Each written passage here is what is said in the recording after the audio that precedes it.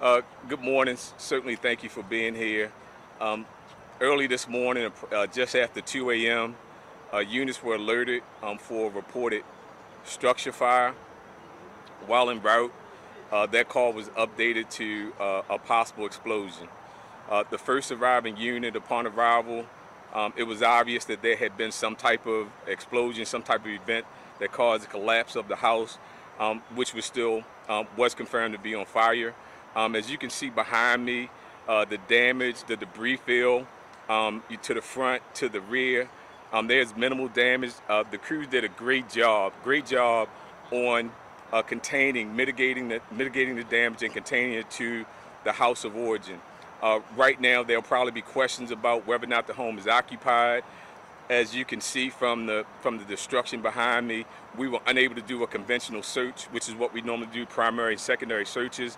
But what we have been told, we're thankful for the neighbors for all their help in telling us that they believe that the occupants are out of town, but I can't confirm that at this time.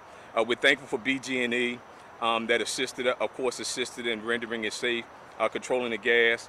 Our partners with ATF, Howard County, Fire and Rescue, the resources, and of course all the Baltimore County, Baltimore Police, our volunteer partners in assisting us in making sure that the community around this property are going to be certainly okay and able to rest easy.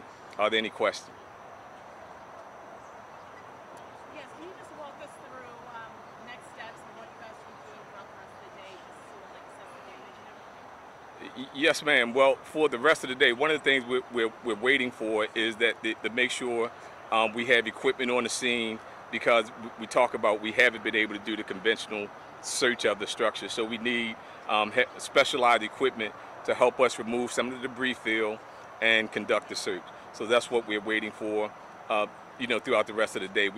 All the hazards, again, it's important for us to make sure any hazards are secured, and we believe that is the case, but we're going to be vigilant and make sure that we take the right steps to keep the community safe. Chief, just to confirm, so until you do that conventional search, you can't confirm Everything points to there is as you can see behind me, there is one vehicle in the driveway, which is for us. Typically, we arrive on the scene, we see a vehicle that may be a sign it's occupied, but people around us, and there has been some from this scene contacted because they said they travel, so they're looking even up, basically see if the passports were used. So we're trying to confirm it, but I don't want to give any bad information, and we're prayerful. I'm prayerful that they are somewhere safe. Taking a look at this, I've been hearing that this neighborhood is such a calm neighborhood. Some people have been living in this area for 20, 30 years.